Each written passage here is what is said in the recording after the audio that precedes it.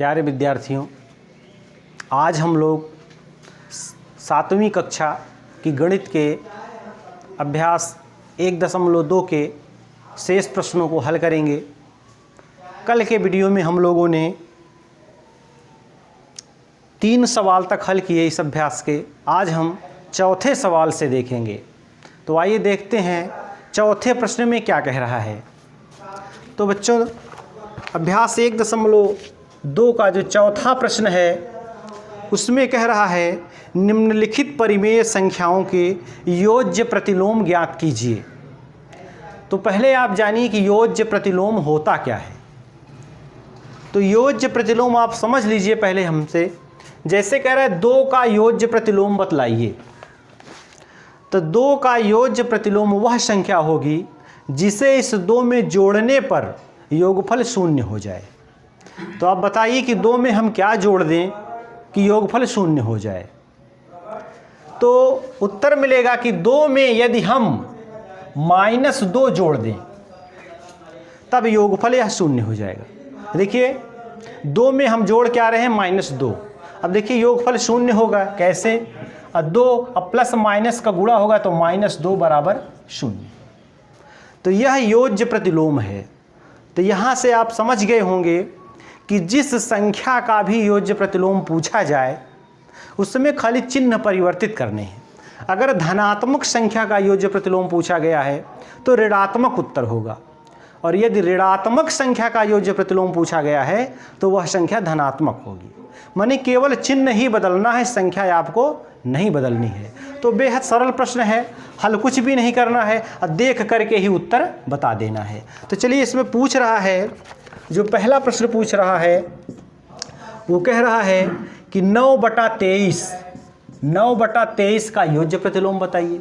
अब 9/23 का योज्य प्रतिलोम क्या होगा हमने आपको बताया, खाली आपको चिन्ह बदलने हैं। तो 9/23 धनात्मक संख्या है तो इसका योज्य प्रतिलोम -9/23 हो जाएगा। तो यहाँ हम लिख देंगे 9/23 का योज्य प्रतिलोम -9/23 होगा। तो इस प्रश्न में बच्चों कुछ भी आपको नहीं करना है, खाली चिन्ह बदलना है। तो चलिए दूसरा आप देख लीजिए। अब आप बता लेंगे सवाल देखते ही योज्य प्रतिलोम -12/13 का योज्य प्रतिलोम पूछ रहा है। तो देखिए संख्या ये ऋणात्मक है, इसका योज्य प्रतिलोम जो होगा वह धनात्मक होगा। तो -12/13 का योज्य प्रतिलोम क्या होगा, 12/13 होगा, क्योंकि ऋणात्मक संख्या थी, ये धनात्मक हो गया। अगर इन दोनों को जोड़ेंगे तो योगफल क्या हो जाएगा, 0 हो जाएगा। तो चलिए इसी प्रकार तीसरे में पूछ रहा है।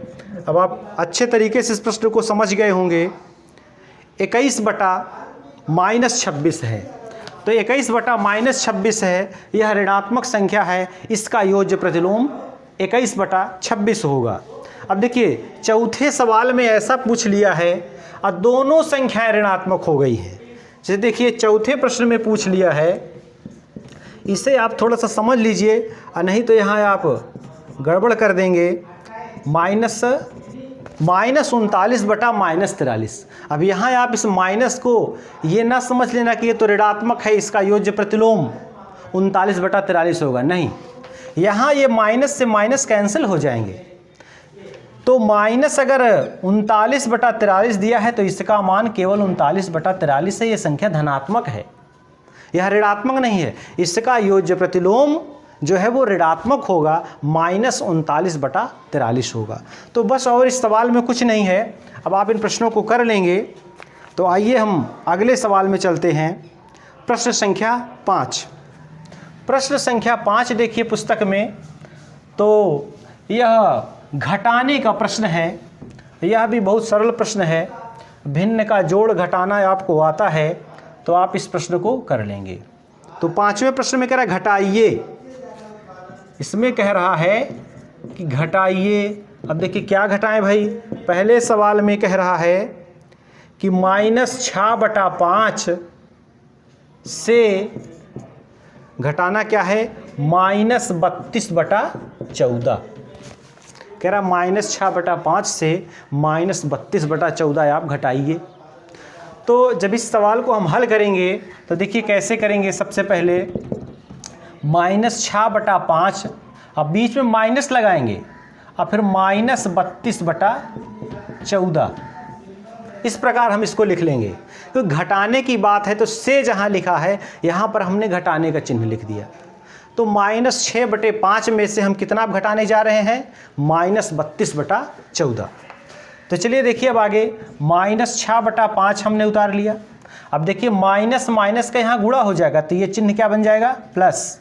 अब यहाँ 32/14 हमने लिख लिए। अब देखिए प्रश्न बिल्कुल सरल हो गया।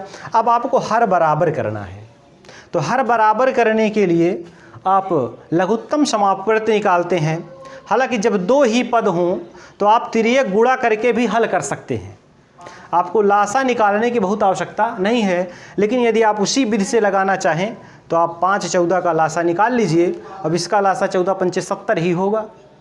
तो चाहे आप लासा निकाल लें, नहीं तो इससे इसमें गुणा कर लें, इससे इसमें गुणा कर लें, बटे 70 लिख लें, बात वही है। तो चलिए अब लासा हमने ले लिया 70। अब 70 कैसे आएगा नहीं पूछेंगे आप, 14/5 का लासा आप निकालेंगे तो आपको मिल जाएगा ये। तो अब देखिए 5 से 70 में हम भाग करेंगे तो उत्तर आएगा 14, और 14 से फिर 6 में गुणा करेंगे तो 14×6 = 84, -84, क्योंकि यहाँ माइनस लगा हुआ है। अब यहाँ चिन्ह हम प्लस लगा लेंगे। अब 14 से हम भाग देंगे 70 में तो उत्तर आएगा 5, और 5 से 32 में गुणा कर लीजिए भाई। तो 5 दूना 10 की 0, और 5 तिहाई 15 = 16, 160। 14 से पहले 70 में भाग दिया, 5 उत्तर आया। फिर उस 5 से 32 में हमने गुणा कर दिया तो 32×5 = 160 हो गया। अब यह ऋण है, यह धन है, तो आप क्या करेंगे, और धनात्मक वाले में से ऋणात्मक को घटा दीजिए, क्योंकि यह संख्या छोटी है, इससे यह संख्या नहीं घटेगी, तो आप इससे इसको घटा लीजिए।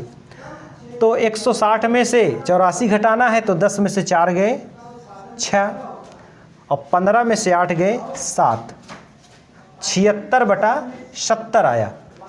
अब देखिए वैसे तो उत्तर आपका निकल आया है, परंतु आप इसको सरल कर लीजिए। सरल करने के लिए आपको हमने एक विधि बताई थी कि आप दोनों का मासा निकाल लीजिए, और जो निकल कर आए मासा उसी से आप दोनों में भाग दे दीजिए, और ये बिल्कुल सरलतम रूप में आ जाएगा। आपको 2 से 3 से 4 से काटने की ज़रूरत नहीं है। तो आइए हम इसका मासा निकाल के आपको बता दे रहे हैं एक बार, ताकि आप आसानी से इसे कर सकें। 70 से 76 में भाग देंगे तो 70 एकम 70, यहाँ बचे 6 से फिर आप 70 में भाग दीजिए तो 6 एकम 6, और 10 ये आ गया। अब इस 10 से आप यहाँ पे 10 आ गया। अभी देखिए, अभी यहाँ जब शेष नहीं बच रहा है, अभी तो यहाँ ऊपर से संख्या आ रही है, तो अभी एक 0 ये जाएगा। अभी यहाँ 1 बचा, यहाँ पे 1 बचा, और उसके बाद ये 10 हो गया तो 6 एकम 6, 6 एकम 6, 4 आया। अब 4 से इस 6 में भाग देंगे तो 4 एकम 4, अब बचे 2, और 2 से फिर 4 में देंगे तो 2 दूनी 4। तो यहाँ मासा आपका निकल के आया 2, अर्थात यह संख्या केवल 2 से कटेगी। यह भाग विधि से हमने मासा निकाला है। यदि आपको भाग विधि से मासा निकालना आता है तभी आप कर पाएंगे, और नहीं तो किसी वीडियो में हम भाग विधि से मासा निकालना भी आपको सिखाएंगे। तो यह 2 से कटेगा, ऐसा बता रहे केवल ये 2 से कटेगा और किसी से कटेगा नहीं। तो 2 से तो वैसे भी ये दिख रहा था। तो 2 तिहाई 6, 2 8 16, अब 35 दूना 70 होता है। तो आपका उत्तर 38/35 आ गया सरलतम रूप में, यही इसका उत्तर होगा।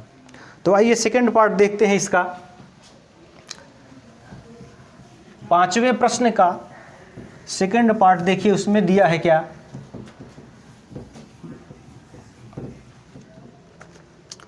देखिए इसमें दिया है 3/5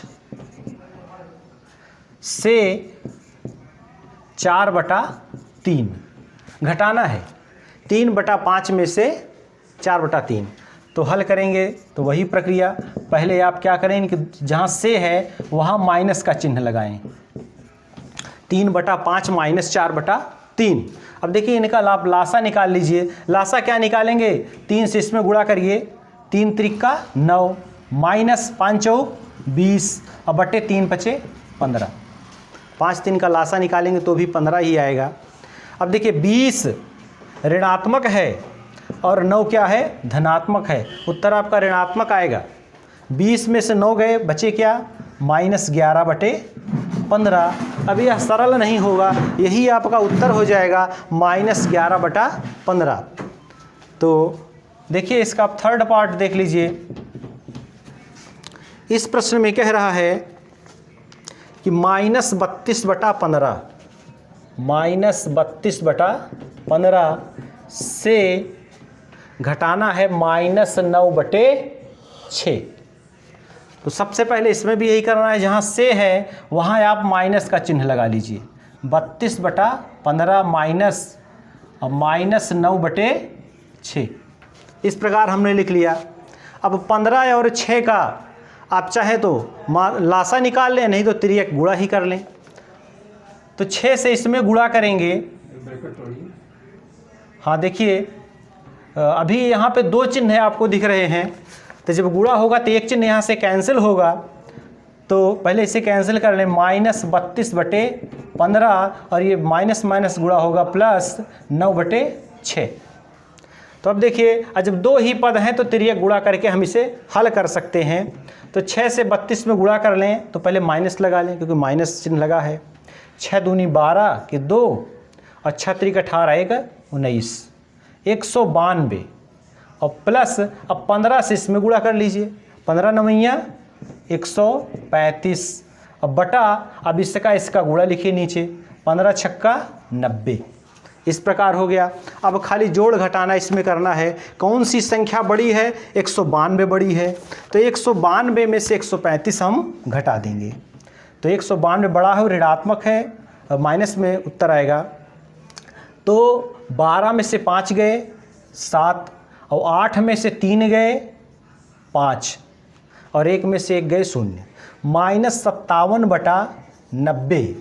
अब आपको थोड़ा सा यहाँ देखना है यह सरल होगा कि नहीं होगा। वैसे तो यह उत्तर सही है, लेकिन इसे सरल कर लेना चाहिए। तो देखिए अब 2 से क्या ये संख्याएं कटेंगी, नहीं कटेंगी। 3 से क्या कटेगा, यदि संख्या के अंकों का योग 3 से विभाजित होता है तो संख्या 3 से कटेगी। तो 7 5 12 और 9 ये 3 से कटेगा दोनों। तो 3 से इसे हम काटेंगे तब क्या आएगा, 3 एकम 3 3 9 27 और 3 त्रिक का 9 और ये 0, -19 बटा 30 आपका उत्तर आ जाएगा। तो इस प्रकार से यह प्रश्न भी हल हुआ। अब देखिए इसी प्रकार इसमें घटाने के 6 प्रश्न हैं। एक प्रश्न हम और हल कर दे रहे हैं, तो 4 प्रश्न हो जाएंगे और 2 प्रश्न आप अपने से हल कर लेंगे। तो चलिए देखिए इसका 4th पार्ट क्या दिया है। लिखा है इसमें 1/3 से -5/9 घटाइए। 1/3 से -5/9 घटाइए। तो सबसे पहले हम क्या करें, इसे हल करेंगे तब 1/3 माइनस और फिर -5/9 ऐसा लिख लेंगे। तो घटाने का प्रश्न है, तो जहाँ से है वहाँ हम ऋण का चिन्ह लगाएंगे। अब देखिए 2 2 माइनस हैं, तो पहले एक माइनस हटेगा, तो 1/3 माइनस माइनस का गुणा होगा तो प्लस 5/9। अब देखिए प्रश्न बिल्कुल सरल हो गया।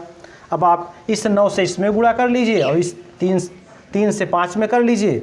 अब बिल्कुल आसानी से प्रश्न हल हो जाएगा। 9 एकम 9 और प्लस 3 पचे 15 और बटा 9 त्रिक 27। अब जोड़ लीजिए तो 15 9 कितना हो गया, 24। तो 24/27 ये आपका उत्तर आ गया। 3 से भी ये कटेगा, सरल कर लीजिए, तो 3 8 24 और 3 9 27। इस प्रकार यह प्रश्न भी आपका हल हो गया। तो अभ्यास 1.3 के अब पहले प्रश्न को हम लोगों ने हल किया। तो सवालों को आप लोग समझते रहिए, पुस्तकें आप लोग खरीद लीजिए, क्योंकि इस वर्ष जो पुस्तकें चल रही हैं और पिछले साल वाली पुस्तकें नहीं हैं, तो पुस्तकें आप खरीदेंगे तभी ये सवाल मिलेंगे, नहीं तो हम बताएंगे अभ्यास 1.2। अब आप इस सवाल को खोजते रहेंगे, वो सवाल इसमें मिलेगा नहीं। तो पुस्तकें ले लीजिए और प्रतिदिन यहाँ से हर विषयों के वीडियो भेजे जा रहे हैं, आप उन्हें देखें, कुछ न कुछ तो ज़रूर समझ में आएगा।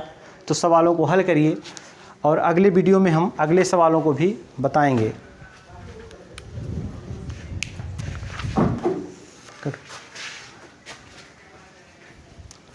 लाल वाला